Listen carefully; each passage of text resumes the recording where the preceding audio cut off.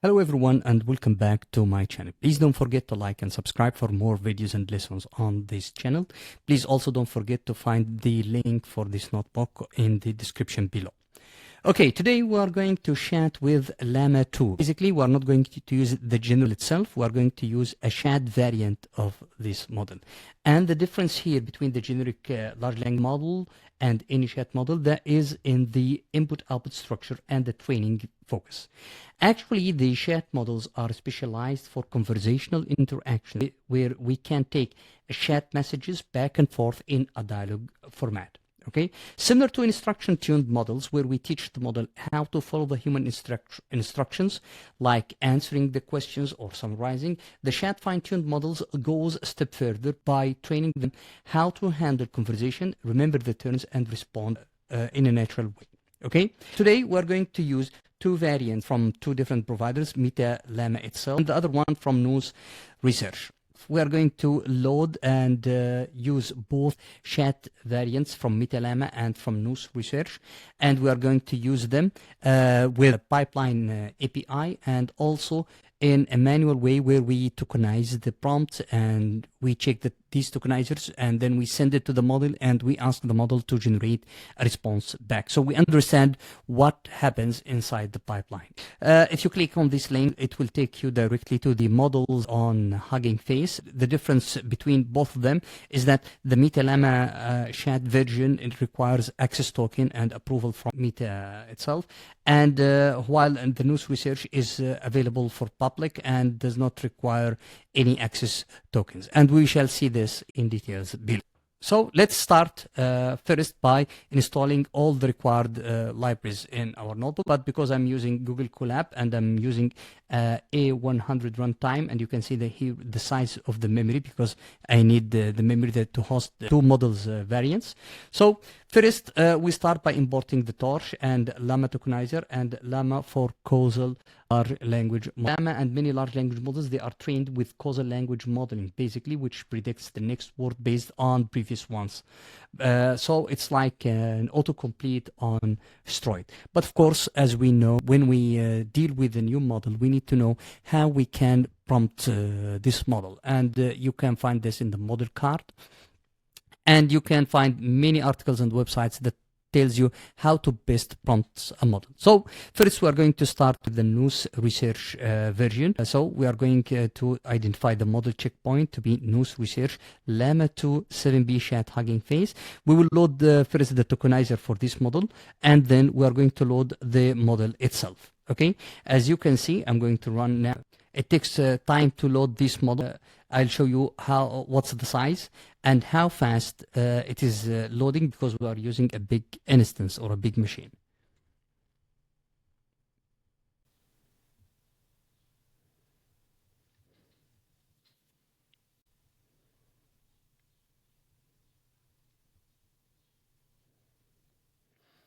Okay, now as you can see, it has downloaded the tokenizer and the model. Following, we need to prepare the messages for the LLaMA in the LLaMA chat format. Let's remember that the prompt engineering is an art to craft the inputs and get the best output from a model. The prompts need to be clear and better structured so that the model can understand and gives you the better results. Okay, so in the following helper function, we are importing it from this link. It defines the message structure that defines the rules of the message, and we have here in the chat three different rules: the system, user, and assistant. Also, all the messages need to be inside the system and or instruction open tag and instruction close tag, and this tells the model where the prompt starts and where it ends. The system message is optional, but it gives the model the behavior, as we will see later. And then we have the user and the assistant messages. The user is clearly the end user message, and the assistant messages are the messages that came out from the model itself. Okay, let's start. We will go through it quickly. It imports list, literal, and type dictionary from typing library.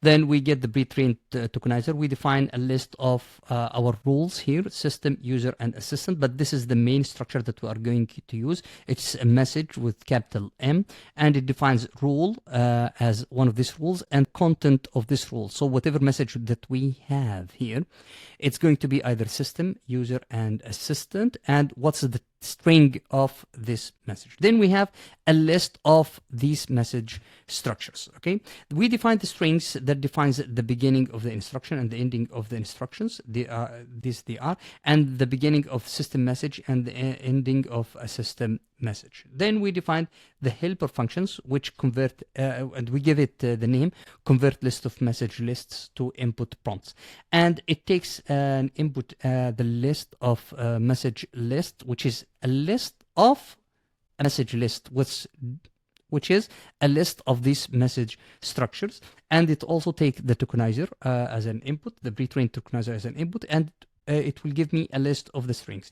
And the task of this function is to build me the prompt, as we shall see later. So if you go through it, it's really defines which type of system messages it receives. If it's a user or it's assistant, then it will put every one of them between its enclosing strings, either instruction or system.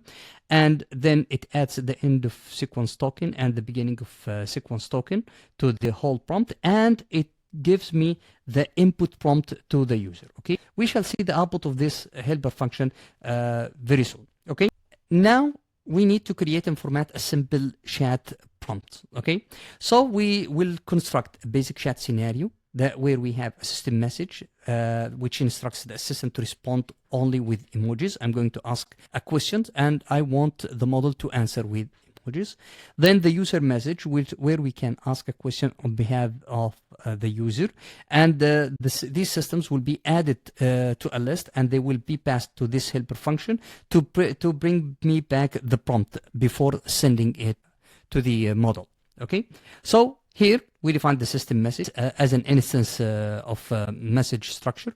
We define its role as a system, and here we give the system the message answer only with emojis, and I will show you how the system message looks like. Then we have the user message, which the question was who won the 1993 Stanley Hockey Cup, and we will print this message as well as a user message. Then if you need, you can add assistant messages, and then we will have an empty list that has all the list of messages. We will add to this empty list, we'll append the system messages and user messages, and whenever you have any messages, you can append them to, and at the end you will have a list of message list where you will pass it to the helper function along with the tokenizer, and then you will get the prompt. And if we run it, we can see that this is the system message as we defined it in the beginning, with the question answer only with emojis, followed by the user message, and then the output of the prompt, the output of the helper function, which is the whole prompt, the prompt beginning, the instruction, and the close, as we so the model will know where is the beginning of the prompt and the end of the prompt. And inside it we will have the system messages and the system message and the user message. Okay, now we have our prompt ready to pass to the model. Now import the pipeline API interface from the transformer, and then we will call the tokenizer. We will pass our prompt to the tokenizer, and then we will get a tokenized prompt.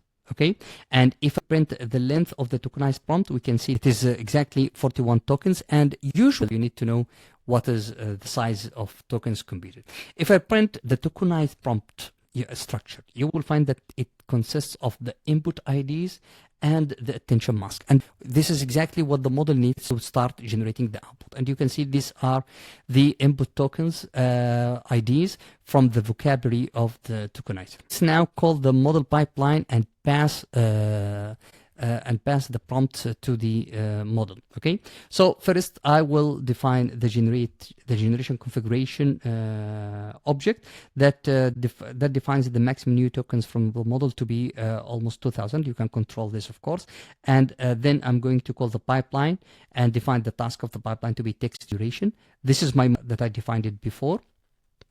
Okay, along with the tokenizer and the generation configuration, and don't return the full text. Okay, so now I will run this cell.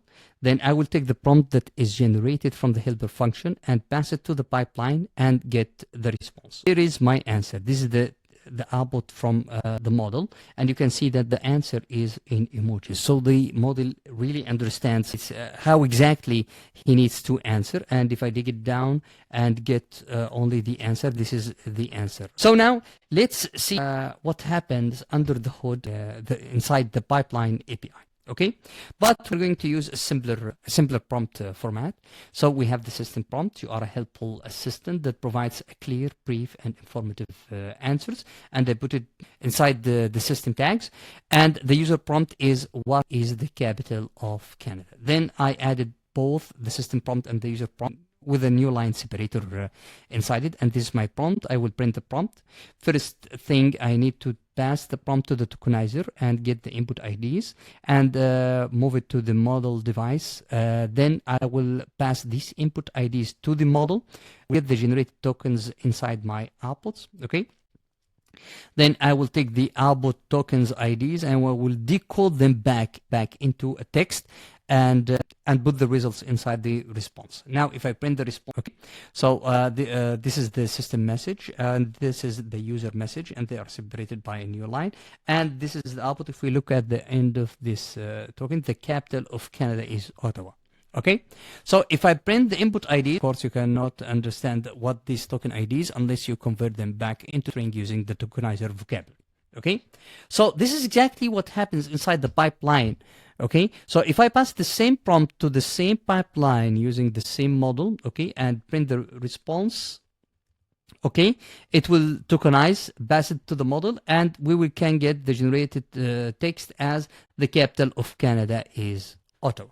Okay. Let's repeat the same task using the LLaMA 27B Hugging Face from LLaMA. And as I told you, okay, this model requires permission and access tokens, and you need to log in. You need to go to your Hugging Face account, and I have written you this the task in the notebook. You need to log in into your account, navigate to your settings by clicking on your profile picture, will be on the top right. Then you will go to the access tokens, and this is an access token, and this is not a token generated by a model. Okay, so then you will copy it and pass it inside here. So, or simply, I have a token that is called Chatbot token, and you copy the access token and then paste it inside your notebook and log in. And okay, now after we have logged in into Hugging Face using our access tokens, we are going to use the LLaMA chat variant from LLaMA itself. Okay, so I defined the model directory, which is similar to the model checkpoint, to be the same model, but not from NousResearch. We are going to use LLaMA. We are going to load the tokenizer for this model, and also we are going to load the model inside the tokenizer and model, and we specified the device map to be O2, so it chooses the device to load the model. Okay, this is the same simple system prompt that starts with the system. You are a helpful assistant to provide clear, brief, and informative answer, and I close it. Then this is the same user prompt that we used with the variant from NousResearch. What's the capital of Canada? And then we added the both prompts with a new line in between to separate both of them as a prompt. Then we pass this prompt to the tokenizer. Okay, to encode it into input IDs. We pass these input IDs to the model, and we ask the model to generate our output tokens. Then we decode these tokens back into a string, and we print them. Now it's going to load this model, and as you can see, it loads the same model. It's the same size with 7 billion parameters.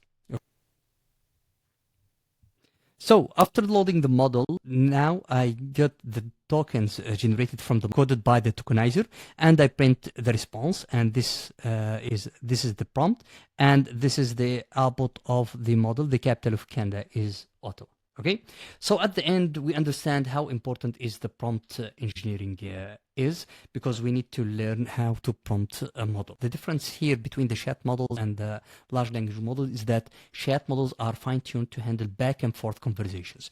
Also, we understood why we use the system user and assistant formatting structure, because the formatting will help the model knows who is speaking and what its role. It's like an instruction for staying in a character in a play. Okay, description. Thank you for watching, and see you in next video.